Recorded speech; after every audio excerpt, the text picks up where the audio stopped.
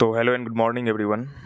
आज है वेडनेसडे और डेट है 10 जून 2026 और हम लेके आ गए हैं द हिंदू के एडिटोरियल सेक्शन को, जो नेशनल एडिशन है द हिंदू का। ठीक है, तो हम उसे स्टार्ट करने जा रहे हैं। ठीक है, हम फर्स्ट एडिटोरियल को देखेंगे एंड उसके मीनिंग को देखेंगे, कुछ ग्रामर्स के रूल्स को भी देखेंगे एंड पार्सिंग देखेंगे, पार्ट्स ऑफ स्पीच को देखेंगे एंड पूरा कॉम्प्रिहेंशन को हम लोग बूस्ट करेंगे, उसको रीड करके पढ़ के समझ के। ठीक है, तो ये हमारा टारगेट है कि मेनली टारगेट क्या है कि हमें कॉम्प्रिहेंशन कैसे फास्ट अंडरस्टैंड करना है, कैसे समझना है। ठीक है, उसके लिए हमें क्या करना चाहिए, है ना, और कैसे हमें उसको इम्प्रूव करना चाहिए। ठीक है, क्योंकि वन डे पेपर या जो भी एग्ज़ाम्स होते हैं जिसमें इंग्लिश होता है, उसमें कॉम्प्रिहेंशन का बहुत बड़ा रोल आज के टाइम में है। तो हम लोग उसको इम्प्रूव करने के लिए क्या करेंगे, एडिटोरियल को पढ़ेंगे एंड कुछ जो इम्पोर्टेंट वर्ड्स होगा उसके मीनिंग्स को, फ्रेजल वर्ब्स को, इडियोमेटिक एक्सप्रेशंस को, साइनो इंटो जो भी होते हैं वर्ड्स के सेम मीनिंग्स वाले, अपोजिट मीनिंग्स वाले, वो सब सारे चीज़ जो हैं वो हमारे इस रीडिंग से क्या होता है, इम्प्रूव होता है। और हमें पार्टिकुलर चीज़ें दिखती है पैराग्राफ में, जो कि जिसको समझने के बाद हमें एग्ज़ाम्स में काफ़ी हेल्प मिलता है। ठीक है, तो स्टार्ट करते हैं आज का। जो हमारा एडिटोरियल है उसका हेडिंग है न्यू एंड रॉ। क्या heading? New and raw. Parsing कर लेते हैं जैसा एज यूजुअल हम करते हैं। ठीक है, तो न्यू क्या होगा यहाँ पे? एडजेक्टिव हो जाएगा। ठीक है, न्यू क्या हो जाएगा? एडजेक्टिव। एंड क्या हो जाएगा? कंजंक्शन। ठीक है, और रॉ हो जाएगा हमारा, रॉ क्या हो जाएगा? तो रॉ भी हमारा यहाँ पे एडजेक्टिव हो जाएगा। ठीक है, इसको हम नाउन भी कह सकते हैं बट एडजेक्टिव यहाँ पे सही रहेगा। ठीक है, एक्चुअली रॉ एडजेक्टिव भी होता है, नाउन भी होता है। ठीक है, तो ये जो हेडिंग बना है ये क्यों बना है? फर्स्ट ऑफ ऑल ये जो एडिटोरियल है हमारा वो डिस्कस है diplomatic relation between India and Nepal. ठीक है, तो नेपाल और इंडिया के बीच जो डिप्लोमेटिक रिलेशन है, जो प्रेजेंट रिलेशन जैसा भी करंट स्थिति है उस पर बेस्ड है।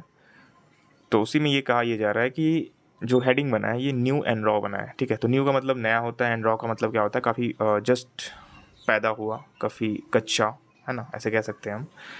पका नहीं हो, कच्चा हो। ठीक है, ठीक है, यानी कि जो जस्ट बना हो, रॉ हो। ठीक है, न्यू है तो नया है। ठीक है, तो ऐसा क्यों कहा गया है? ऐसा क्यों कहा गया है नेपाल और इंडिया के रिलेशन के बीच में ये वर्ड्स या ये हेडिंग क्यों बना? क्योंकि इसीलिए बना क्योंकि सबको पता होगा कि अभी रिसेंट कुछ 2-3 महीने पहले, 4 महीने पहले नेपाल में क्या हुआ था? जेएनजी प्रोटेस्ट हुआ था। 2-3 महीने नहीं, 5-6 महीने हो गए, है ना, ऊपर ही हो गया होगा, जहाँ पे जेएनजी प्रोटेस्ट हुआ था। और उसके बाद क्या हुआ था? वहाँ पे सत्ता को, वहाँ पे सरकार को गिरा दिया गया था उस प्रोटेस्ट के द्वारा।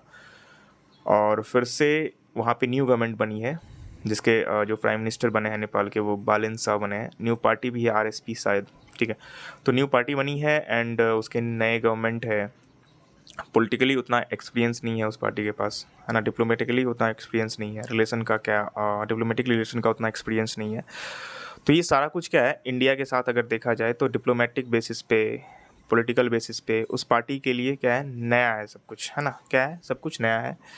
चाहे वो किसी अदर कंट्री के साथ रिलेशन की बात हो या स्पेशली इंडिया के साथ हो, तो वो क्या है, काफ़ी नया है, काफ़ी न्यू है। ठीक है, काफ़ी रॉ है। ठीक है, तो उसी पे बात हो रही है, क्या मिस्टेक वो लोग कर रहे हैं, है ना, क्या नहीं करना चाहिए, वही डिस्कस किया गया होगा इस एडिटोरियल में। ठीक है, आगे चलते हैं।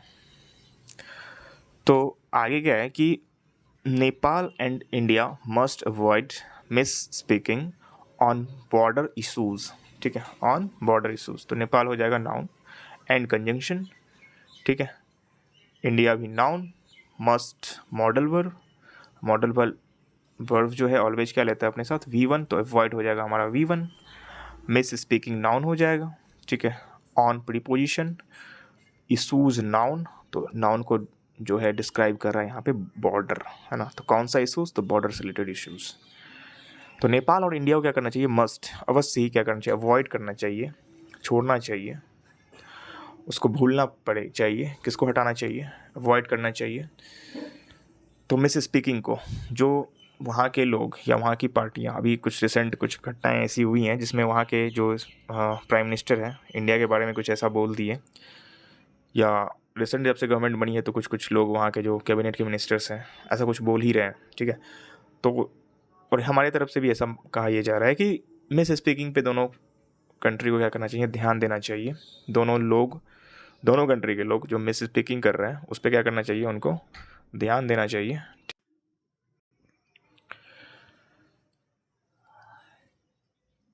तो बॉर्डर इशू पे बात हो रही है कि इसमें इंडिया और नेपाल दोनों को मिस स्पीकिंग से क्या करना चाहिए, बचना चाहिए। दोनों तरफ के जो नेता लोग हैं, जो वहाँ के मेनली नेपाल में ऐसा देखा जा रहा है कि कैबिनेट मिनिस्टर से लेके प्राइम मिनिस्टर तक जो इश्यूज़ हैं उसको रिजॉल्व करने के बजाय वो क्या कर रहे हैं, इसको और उस पर ऐसा नेगेटिव स्टेटमेंट दे रहे हैं। तो इसी पे एडिटोरियल ये बेस्ड है, ठीक है। तो चलते हैं आगे। आगे है the Nepal foreign minister Shishir Khanal to Delhi. उनका जो विजिट था, the visit of Nepal foreign minister Shishir Khanal to Delhi, which followed right after the visit of Nepal's new ruling party's RSP President Ravi Limichhane,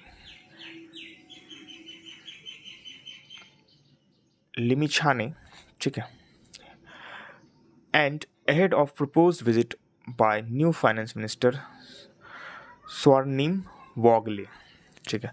तो यहाँ पे ये कहा जा रहा है कि जो अभी जस्ट विजिट हुआ है किनका, शिशिर खनाल का, जो फॉरेन मिनिस्टर है नेपाल के, कहाँ विजिट हुआ है, दिल्ली विजिट किए हैं वो।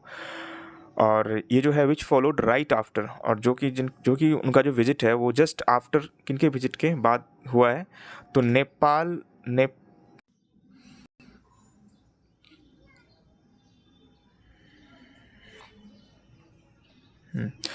तो ये जो विजिट है उनका, वो विजिट जस्ट आफ्टर हुआ है नेपाल में जो अभी सत्ताधारी पार्टी है जिनके पास सत्ता है उनके प्रेसिडेंट के विजिट के जस्ट बाद, ठीक है। कौन विजिट किया है, तो वहाँ के फॉरेन मिनिस्टर, ठीक है, वहाँ के फॉरेन मिनिस्टर का विजिट हुआ है हमारे यहाँ दिल्ली, ठीक है। और वो जस्ट किसके बाद हुआ है, तो वहाँ के जो रूलिंग पार्टी का जो चीफ है, ठीक है, जिनका नाम है रवि लिमिछाने, है ना, इनके जस्ट आने के जस्ट बाद उनका विजिट हुआ है, ठीक है। और ahead of a proposed visit by new finance minister, और proposed visit है कहने का मतलब ऐसा प्लान बन चुका है, proposed मतलब होता है ऐसा आगे का ऐसा प्लान बन चुका है कि जो न्यू फाइनेंस मिनिस्टर है वहाँ के वो भी क्या हो रहे हैं, जिनका नाम है स्वर्णिम वागले, वो भी इंडिया आने वाले हैं, वो भी क्या इंडिया आने वाले हैं, ठीक है। अब यहाँ पे है आगे, signals N intense outreach between Delhi Kathmandu new leadership, ठीक है। तो ये जो यहाँ पे सिग्नल्स है, ये सिग्नल्स क्या है, V5 है, V5 प्रेजेंट इंडेफिनिट टेंस में, और ये किसके लिए आया है, तो यहाँ पे हम देखेंगे जो सिग्नल्स है V5 है, तो सिंगुलर कोई सब्जेक्ट होगा, तो सिग्नल सब्जेक्ट जो है यहाँ पे क्या है, ये विजिट है, क्या है ये जो विजिट है, ये इस पूरे सेंटेंस का क्या है, सब्जेक्ट, इसके लिए यहाँ पे सिग्नल्स V5 आया है, ठीक है, वर्ब का फिफ्थ फॉर्म, ठीक है, सिंगुलर सब्जेक्ट को सिंगुलर वर्ब्स यहाँ पे उसके लिए आया है प्रेजेंट इंडेफिनिट टेंस में, ठीक है। N intense outreach between India and Kathmandu new leadership, ये क्या है, इंटेंस आउटरीच है, ठीक है, जो एक ऐसा मतलब वो है कि जो न्यू लीडरशिप आया है वहाँ काठमांडू में, ठीक है, उस बेसिस पे हम देख सकते हैं कि ये क्या है, एक इंटेंस आउटरीच है, एक इंटेंस इन्फॉर्मेशन है, ठीक है, इंडिया और नेपाल के बीच, ठीक है। आउटरीच मतलब होता है ऐसा इन्फॉर्मेशन जो क्या हो, ऑफिशियली नहीं, है ना, आउटर पीपल को प्रोवाइड किया गया हो, ठीक है, वो है, ठीक है। आगे चलते हैं, ठीक, आगे है कि mister Khanal had met External Affairs Minister S. Jaishankar in April। जो मिस्टर खानाल है वहाँ के फॉरेन सेक्रेटरी नहीं, वहाँ के फॉरेन सेक्रेटरी है मिस्टर खानल्स कौन है? हाँ, फाइनेंस मिनिस्टर है। नहीं, फाइनेंस मिनिस्टर नहीं है। मिस्टर खानल्स जो थे वो थे फॉरेन मिनिस्टर, है ना। कौन थे वो? यहाँ पे लिखा हुआ है, फॉरेन मिनिस्टर थे, ठीक है। तो उनका क्या हुआ था, जस्ट मीट हुआ था उनका, किनसे मीट हुआ था, तो हमारे एक्सटर्नल अफेयर्स मिनिस्टर जो हैं एस जयशंकर साहब से। कब? तो इन अप्रैल, ठीक है। On the sidelines of Indian ocean regional conference, on the sidelines of Indian ocean regional conference, जो IORC का जो कॉन्फ्रेंस होता है, कहाँ पे हुआ था अभी जस्ट, कहाँ पे? मॉरिशस में। तो वहाँ पे इनकी क्या हुई थी, मीट हुई थी, किनसे? तो हमारे एस जयशंकर साहब जो हमारे एक्सटर्नल अफेयर्स मिनिस्टर हैं, वो नेपाल के एक्सटर्नल अफेयर्स मिनिस्टर से मिले थे। कहाँ पे? तो ये जो रीजनल समिट हुआ था, इंडियन ओशन रीजनल्स कॉन्फ्रेंस, कहाँ पे? तो मॉरिशस में। वहाँ पे उनकी क्या हुई थी, मुलाकात हुई थी, ठीक है। But this was his first visit to India since the RSP and newly elected prime ministers Balen Shah took power after the gen Z protest, ठीक है। तो ये जो है उनका जो विजिट होने वाला है अभी हमारे यहाँ, नहीं, उनका जो विजिट था, जो वहाँ के फॉरेन मिनिस्टर का जो, एक सेकेंड, अभी जो उनका विजिट होने वाला है वो क्या था, वो क्या था, तो वो फर्स्ट विजिट था। कब से फर्स्ट विजिट था? तो जब से वहाँ पे न्यूली गवर्नमेंट चुन के आई है, जिनके प्राइम मिनिस्टर बैलेन शाह हैं, है ना।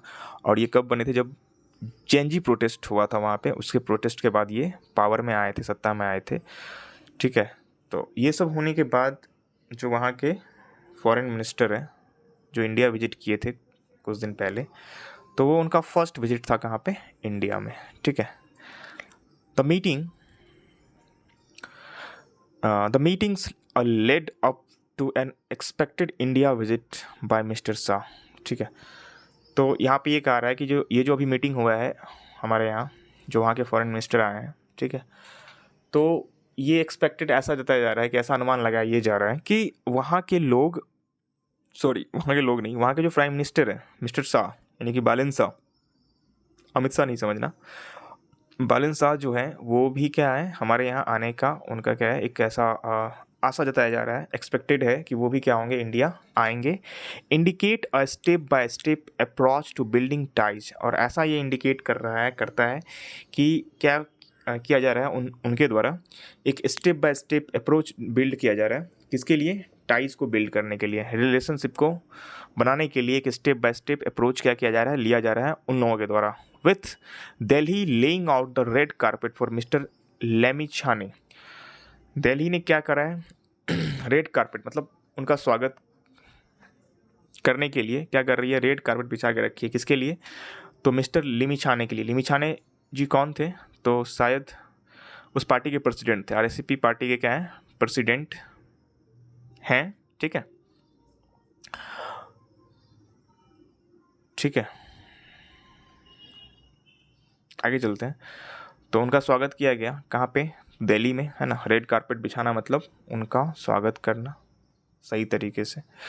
विथ दिल्ली लेइंग आउट, हाँ ये तो हो गया। Who met with top functionaries of the BJP, और जो जाने आने के बाद उन्होंने क्या करा, तो BJP की जो टॉप फंक्शनरीज हैं, जो टॉप लीडरशिप हैं, उनसे उन्होंने क्या करा, मीट करा, मीटिंग हुई उनकी, जिसमें प्राइम मिनिस्टर हमारे हैं नरेंद्र मोदी, होम मिनिस्टर साहब हैं मिस्टर जयशंकर हैं, and the national security adviser हैं। तो ये जितने भी उच्च कैटेगरी के जो हमारे हायर लीडरशिप हैं हमारे देश के, उन सब से इनकी क्या हुई, मुलाकात हुई। और क्या होता है, these meetings came just after Mr. Shah addressed to his parliament where he accused India of occupying parts of Nepal while also claiming that Nepal is in control of parts of Indian territory, ठीक है। तो ये सारी चीज़ें जो अभी हो रही हैं, है ना, स्टेप बाय स्टेप जो स्टेप्स लिए जा रहे हैं वहाँ के लीडरशिप के द्वारा, या वहाँ के लीडर्स का जो विजिट हो रहा है ना, एक रेगुलर ऑर्डर पे भी हो रहा है। कुछ लोग गए हैं, कुछ लोग आने वाले हैं, है ना, इवन वहाँ के प्राइम मिनिस्टर भी आने वाले हैं। तो ये सब चीज़ें जो हो रही है, तो ऐसा ये दिख रहा है कि ये हमारे टाइज को इम्प्रूव करने के लिए, ठीक है, ऐसा किया जा रहा है वहाँ के लीडरशिप के द्वारा। तो अब टाइज में हुआ क्या क्या प्रॉब्लम्स आई, जो कि ये सब चीज़ें की जा रही हैं उनके द्वारा, है ना, ये सब स्टेप लिए जा रहा है। तो हुआ क्या, तो जस्ट कुछ दिन पहले की बात है कि वहाँ के जो प्राइम मिनिस्टर है मिस्टर बालिन शाह, उन्होंने क्या दिया था, एक स्पीच दिया था। कहाँ पे? पार्लियामेंट के एड्रेस के टाइम में, जब वो पार्लियामेंट को एड्रेस कर रहे थे, नेपाल के पार्लियामेंट को, तो उन्होंने एक्यूज़ करा था, किसको एक्यूज़ करा था, दोषारोपण लगाया था किस पे? इंडिया पे। फॉर वॉट की फॉर ऑक्युपाइंग एक्यूज्ड ऑफ, यहाँ पे याद रखना है, एक्यूज्ड के साथ फोर नहीं आता, एक्यूज्ड ऑफ फ्रेजल वर्ब है, एक्यूज्ड ऑफ, है ना, याद रखना, किसी पर दोषारोपित करना। Accused of occupying parts of Nepal while also claiming that Nepal is in control of the parts of Indian territory. तो ऐसा उन्होंने आरोप लगाया कि नेपाल क्या है, नेपाल कुछ ऐसे पार्ट्स हैं जो इंडिया के क्या है, कंट्रोल में है। और उन्होंने ये क्लेम करा था कि जो इंडिया के टेरिटरी में नेपाल के कुछ पार्ट्स अभी भी हैं। इंडिया क्या कर रहा है, ऑक्युपाइंग कर रहा है नेपाल के एक हिस्से को, और अभी भी वो इंडिया के कंट्रोल में है। ठीक है, ऐसा उन्होंने आरोप लगाया था किस पे? इंडिया पे। And much to New Delhi's outrage added that Nepal was in touch with UK and China on the issue. और ऐसा जो इंडिया में खबर फैला था कि नेपाल जो है इस इशू को डील करने के लिए चाइना और यूके के संपर्क में है, चाइना और यूके के क्या है, संपर्क में है। ऐसा न्यूज़ इंडिया में फैला था, ऐसा खबर इंडिया में क्या हुआ था, फैला था। ऐसा आउटरेज, एक गुस्सा आप कह सकते हो कि फैला था कि इस मैटर को लेके नेपाल जो है किसके संपर्क में है, तो चाइना और हाँ यूके के संपर्क में है ना, जो कि काफ़ी गलत है। कोई भी जो बायलैटरल इशूज़ होता है उसमें कभी भी हम मध्यस्थता को स्वीकार नहीं करते हैं, है ना, कभी मीडिएशन को हम लोग क्या करते हैं, स्वीकार नहीं करते हैं।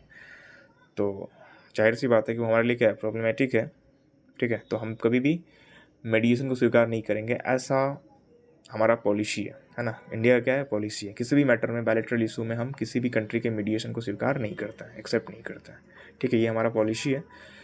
तो ये सब चीज़ें अगर चाइना रियली में कर रहा है, यूके के कॉन्टेक्ट में है, चाइना के कॉन्टेक्ट में है, तो वो क्या है, गलत है।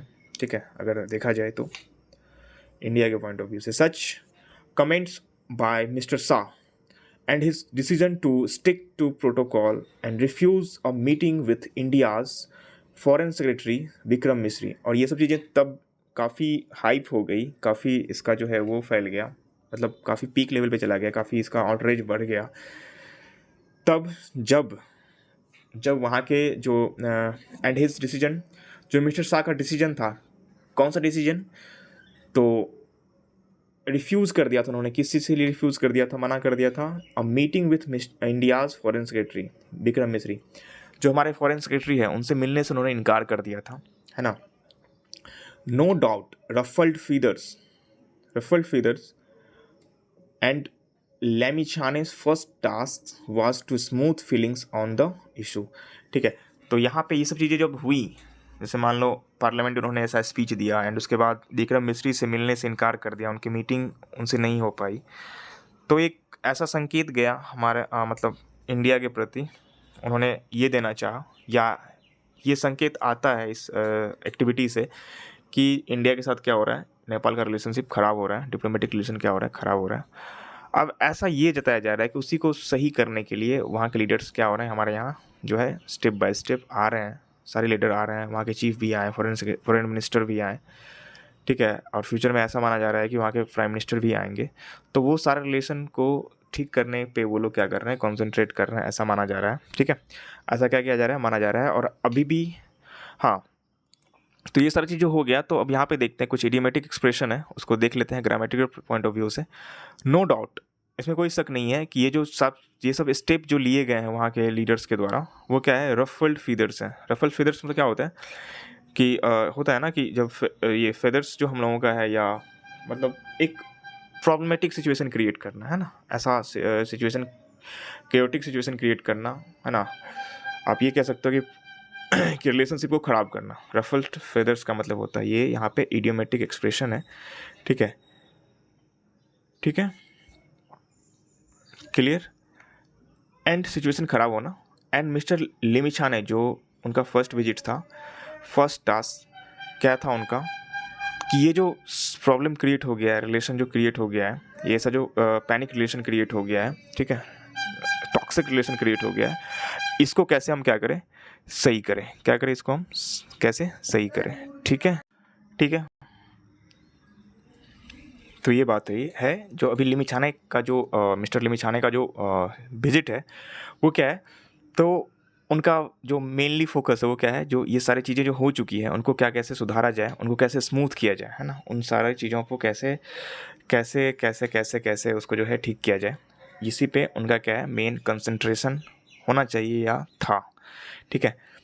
In media meet mister Khanal also sought to diffuse the tensions, suggesting that the Nepal government was committed to turning a page in Nepali politics।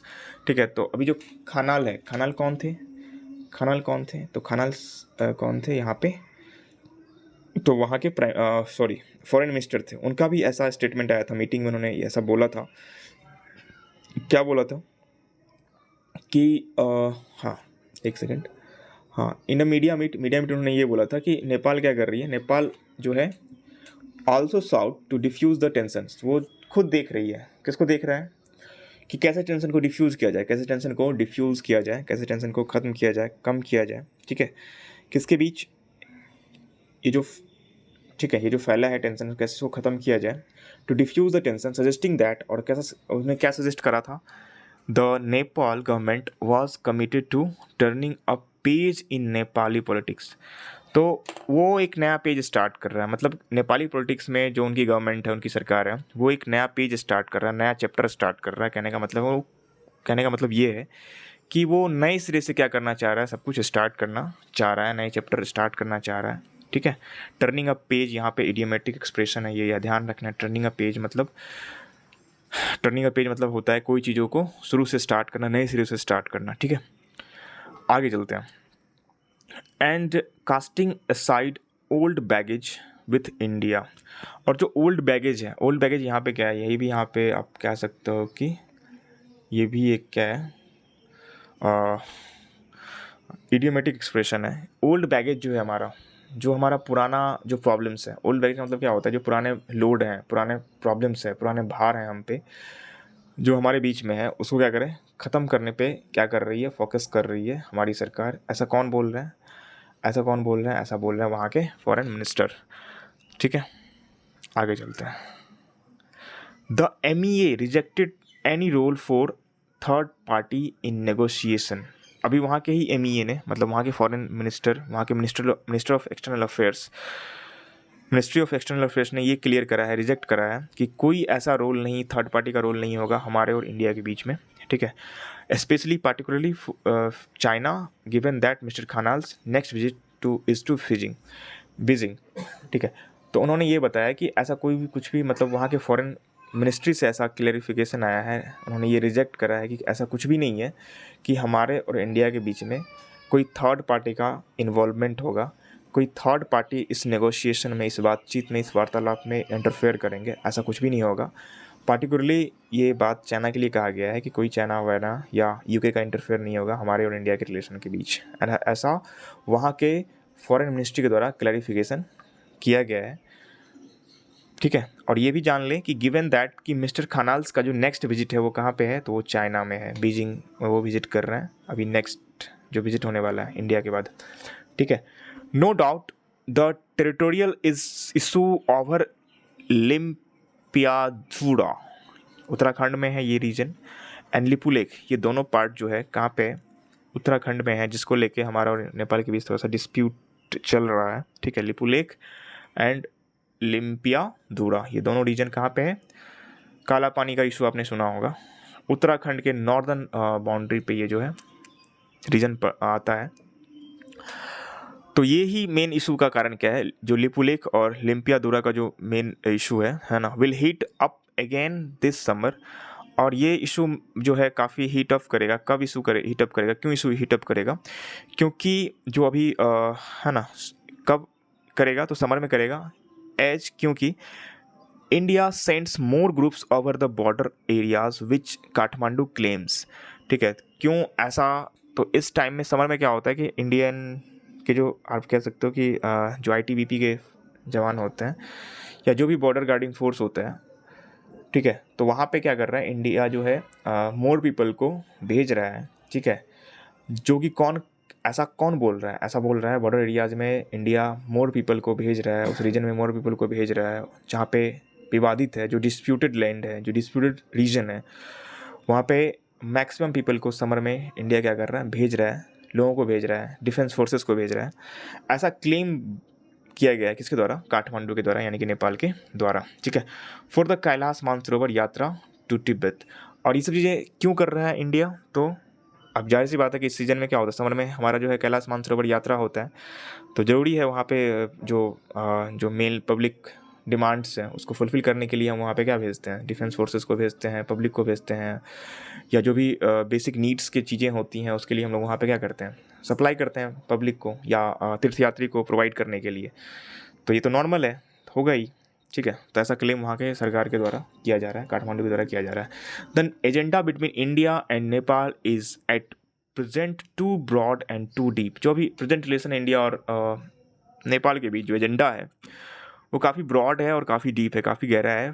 From border management and renegotiating water sharing agreements to infrastructures. तो सब पे अगर हम देखा जाए तो border management की ही बात हो सकती है। इस मैटर पे क्या है, अभी हमारा जो रिलेशन है उसके साथ ब्रॉड और डीप है। और किस पे? तो वाटर शेयरिंग का जो रीनिगोशिएशन है, मतलब फिर से जो वार्तालाप, पुनः वार्तालाप की जो बातें की जा रही है, इन सब मैटर पे क्या है, काफ़ी इंपॉर्टेंट रिलेशन है हमारा, एजेंडा है किसके साथ हमारा? तो नेपाल के साथ। और भी शेयरिंग एग्रीमेंट टू इंफ्रास्ट्रक्चर्स, जो इंफ्रास्ट्रक्चर का एग्रीमेंट है हमारा उसके साथ, नेपाल के साथ। ट्रेड डेवलपमेंट की जहाँ तक बात है, प्रोजेक्ट एनर्जी शेयरिंग की बात है, ठीक है। ये सब चीज़ें जो हैं, ये जो सब डील्स जो हैं, ये सब एजेंडा जो है, इन सब एजेंडे पे हमारा जो है नेपाल के साथ क्या है, काफ़ी ब्रॉड और काफ़ी डीप रिलेशन है, ठीक है। चाहे वो वाटर शेयरिंग का बात हो, ठीक है, वाटर शेयरिंग की बात हो, बॉर्डर मैनेजमेंट की बात हो, है ना, और एग्रीमेंट इंफ्रास्ट्रक्चर की बात हो, ठीक है, ट्रेड डेवलपमेंट की बात हो, एनर्जी शेयरिंग की बात हो, ठीक है। तो इन सब चीज़ों पे क्या है, हमारा जो है एजेंडा नेपाल के साथ काफ़ी क्या है, डीप है और काफ़ी ब्रॉड है। आगे है to be drilled at this point. और ये सब चीज़ें क्या दिख रहा है हमें कि ये सब चीज़ें ड्रिल्ड हो सकती है, ऐसा हमें दिख रहा है। To be drilled at this point, इस पॉइंट पे ये सब चीज़ें क्या हो सकती है? ड्रिल हो सकती है ना। ड्रिल होना मतलब ट्रैक से उतर जाना, है ना, सही तरीके से बात ना बनना, ठीक है। आगे चलते हैं। While Nepal's new government may be granted some leeway for early miss keeping, ठीक है, जो अभी जो मिस स्पीकिंग हुआ है वहाँ के गवर्नमेंट के द्वारा, वहाँ के लीडर्स के द्वारा, उस पर नेपाली गवर्नमेंट ने क्या करा, न्यू गवर्नमेंट ने may be granted some leeway, है ना। तो जो छूट दिया गया है, लीवे मतलब होता है छूट देना, थोड़ा राहत देना, ठीक है। कहाँ पे, किस पे राहत देना? तो देखते हैं। While the Nepal new government may be granted some leeway for early misspeaking. ऐसा हो सकता है कि जो वहाँ के गवर्नमेंट के द्वारा, वहाँ के कैबिनेट मिनिस्टर के द्वारा जो मिस स्पीकिंग किया जा रहा है, गलत बोला जा रहा है, कुछ ऐसे इशूज़ जो कि सही नहीं है, या जो जिसके लेवल, जिसके जो इशू के जो परिमाण है वो कम है, लेकिन उसको बढ़ा चढ़ा के बोलना, है ना, मिस स्पीकिंग करना पार्लियामेंट में या मीडिया के पर्सन के साथ। हो सकता है कि वहाँ गवर्नमेंट ने कुछ छूट दिया हो, है ना, वहाँ के लीडर्स को कि आप हाँ कुछ बोलो, ठीक है, इस मैटर पे, है ना, छूट दिया हो, ठीक है, कुछ विवादित बयान देने पे, ठीक है, हो सकता है ऐसा। आगे चलते हैं। Kathmandu and Delhi must trade carefully in their words. Trade मतलब होता है स्टेप बढ़ाना। तो अब इन सारे मैटर पे जो हो गया सो हो गया। अब जो वर्ड्स, जो स्टेप्स दोनों कंट्री के द्वारा लिया जा रहा है या लिया जाएगा, तो उन दोनों कंट्री को मस्ट ट्रेड करना चाहिए, मतलब पैर को आगे स्टेप्स बहुत भाव के या अपने वर्ड्स पे थोड़ा ध्यान रख के क्या करना चाहिए, बोलना चाहिए, अवश्य ही बोलना चाहिए, ठीक है। आगे से ऐसा कहा जा रहा है। Any indication from Kathmandu that is cavalier about India's position in the region. कोई भी ऐसा इंडिकेशन जो कि नेपाल के द्वारा या काठमांडू के द्वारा लिया जाता है, ठीक है, जिसमें कैवेलियर मतलब क्या होता है, that it is cavalier about India's position in the region. जो कि कैवेलियर होता है, कैवेलियर मतलब होता है कि जिसमें दूसरे का इंटरेस्ट को ध्यान में ना रखा जाए, मतलब ऐसा स्टेप लेना काठमांडू के द्वारा जिसमें इंडिया के इंटरेस्ट को ध्यान में ना रखा जाए, इंडिया के मैटर को ध्यान में ना रखा जाए, इंडिया की बातों को ध्यान में ना रखा जाए, तो वो क्या हो सकता है, अगर ऐसा स्टेप लिया जाता है, एनी इंडिकेशन फ्रॉम काठमांडू, ऐसा स्टेप लिया जाता है about India's position in the region, मतलब इंडिया की पोजीशन का इस रीजन में ऐसा कुछ स्टेप ले लेता है वहाँ की गवर्नमेंट जो कि कैवेलियर हो, कैवेलियर मतलब जो इसमें हमारा इंटरेस्ट को ध्यान ना रखा जाए, इंडिया के इंटरेस्ट को ध्यान में ना रखा जाए, ठीक है, इंडिया की फीलिंग्स को ध्यान में ना रखा जाए, तो क्या होगा उससे, और फ्रॉम दिल्ली, और या तो फ्रॉम दिल्ली के द्वारा, है ना, ऐसा केवल काठमांडू के द्वारा ही नहीं कहा जा रहा है, अगर दिल्ली के द्वारा भी अगर ऐसा किया जाता है जिसमें वहाँ के इंटरेस्ट को ध्यान में नहीं रखा जाता है, तो उससे क्या होगा, that it seeks to interfere with new government working, ठीक है, और from Delhi that it seeks to interfere with the new government's working could set off the cycles of mistrust that have tossed the relationship। तो वो क्या कर सकता है, set of मतलब होता है यहाँ पे, सेट ऑफ फ्रेजल वर्ब है, ठीक है, तो ये सब चीज़ें अगर इंडिया के द्वारा या वहाँ के द्वारा भी अगर किया जाता है जिसमें दोनों के इंटरेस्ट को ध्यान में ना रखा जाए, ठीक है, तो उसमें क्या होगा, कुड सेट ऑफ मतलब इनिशिएट होना, स्टार्ट होना, वो क्या कर सकता है, सेट ऑफ कर सकता है, स्टार्ट कर सकता है, किसको स्टार्ट कर सकता है, सेम साइकिल ऑफ मिसट्रस्ट, है ना, मतलब जो मिसट्रस्ट है ना, मिसट्रस्ट का मतलब एक दूसरे पे विश्वास ना होने का जो ये जो ट्रेंड है, जो साइकिल्स है, उसको क्या कर सकता है, ये चीज़ स्टार्ट कर सकता है, that have dodge the relationship, जो कि रिलेशनशिप को क्या कर सकता है, खराब कर सकता है, ठीक है, that have dodge the relationship particularly since the Nepal constitution friction and trade blockade from India 2015, ठीक है, पार्टिकुलरली कब से, तो इंडिया के रिलेशन को ख़राब कर सकता है, और पार्टिकुलरली कब से, जब से जो है इंडिया का कॉन्स्टिट्यूशन बना है ना, सॉरी नेपाल का कॉन्स्टिट्यूशन बना है, and trade blockade from India in 2015, और जो इंडिया का इसके द्वारा जो ट्रेड ब्लॉकेट किया गया था कब, 2015 में, ठीक है, तब से कहा जा रहा है, ठीक है, वाइल,